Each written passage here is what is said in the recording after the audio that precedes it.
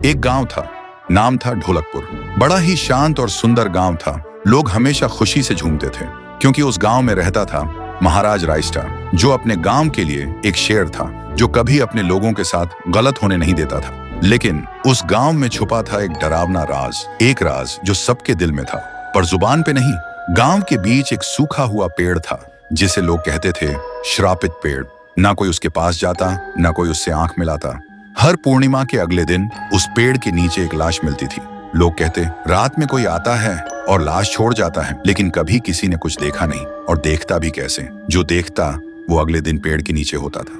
एक दिन रायस्टार ने ठान लिया, बस अब और नहीं, इस राज का अंत मैं ही करूंगा, क्योंकि ढोलकपुर का नाम मिट्टी में मिल रहा था। फिर एक पूर्णिमा की रात रायस्टार चुपके से जाकर पेड़ के पास बैठ गया। रात के 2 बजे एक आवाज आई, थुंग थुंग थुंग थुंग थुंग थुंग थुंग थुंग थुंग सहूर। और फिर वो पेड़ भूत में बदल गया। वो भूत कुछ अजीब सा था, एक भयानक शैतानी हंसी वाला चेहरा, आंखें बड़ी बड़ी। वो पेड़ चल के एक घर के गेट को जोर जोर से खटखटाने लगता है। तभी एक आदमी डर के मारे आवाज सुन के बाहर निकलता है। वो भूत अपने लकड़ी जैसे हाथ से एक ऐसा थप्पड़ मारता कि उसकी सांस वहीं थम जाती है और उसी जगह उस लाश को ले जाता है और वापस फिर से पेड़ बन जाता था। देखते ही रायस्टार का दिल कांप जाता है, पर वो कुछ बोलता नहीं। सुबह लोग भीड़ में जमा हुए और रायस्टार ने पहली बार उस पेड़ से बात करने की कोशिश की। पेड़ के अंदर से एक आवाज निकली, क्या तुम सब भूल गए मुझे? रायस्टार बोलता है, तू कौन है? पेड़ बोलता है, मैं हूँ ठुन ठुन ठुन साहुर।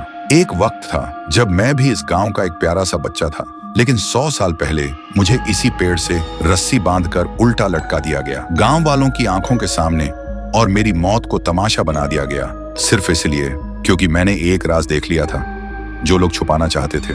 और उसी पल से मेरी रूह इस पेड़ से जुड़ गई।